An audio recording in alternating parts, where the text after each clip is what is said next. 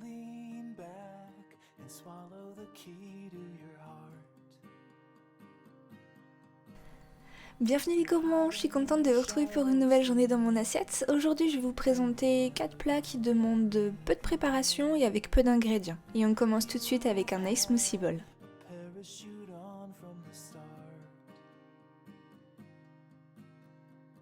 I know you wanna break your fall, but are you feeling it? Pour la base de mon ice smoothie, j'utilise de la banane, des fraises surgelées et du lait de soja à la vanille et je me garde au préalable quelques petites tranches de banane pour les toppings.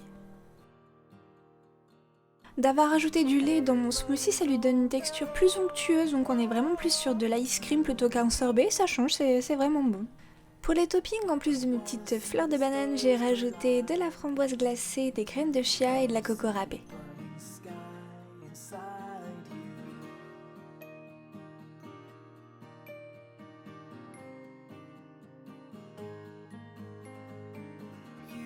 Pour le repas du midi, je me suis préparé des spaghettis à l'ail avec des mini crevettes et du persil et vous verrez, c'est vraiment une recette express. But you're bleeding from the inside out. Pour cette recette, je commence par émincer finement une petite gousse d'ail et je lance en cuisson mes spaghettis. Yeah, I know. Dans une poêle bien chaude, je viens faire revenir la gousse d'ail dans un fond d'huile, je sèle, je poivre, ensuite je rajoute mes petites crevettes roses et par la suite je vais rajouter la crème et le persil. Sans oublier bien sûr nos spaghettis quand elles sont cuites, on mélange le tout et voilà, le plat est déjà prêt. Je vous avais dit que c'était rapide.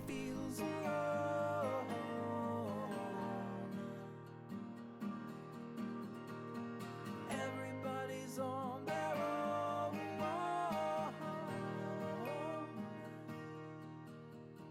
I wanna see the stars collide. I wanna see the Pour le goûter, je prépare des flancs au chocolat et petit beurre. C'est une recette que nous préparait régulièrement notre grande sœur quand on était petite. Pour ça, je fais frémir un demi-litre de lait, auquel je viens rajouter un sachet de préparation de flan au chocolat et je mélange le tout pendant une bonne minute. Dans 5 petits ramequins, je viens concasser 3 petits beurres, puis je verse la préparation de flan au chocolat et je réserve le tout au frais pendant minimum 3 heures.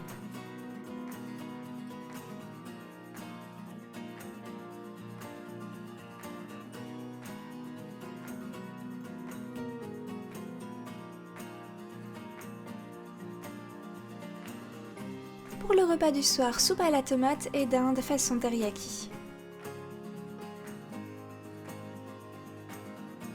Ma soupe à la tomate et basilic, je vous l'ai montré au moins 2-3 fois sur cette chaîne, donc je vous mettrai juste en descriptif le lien de la vidéo.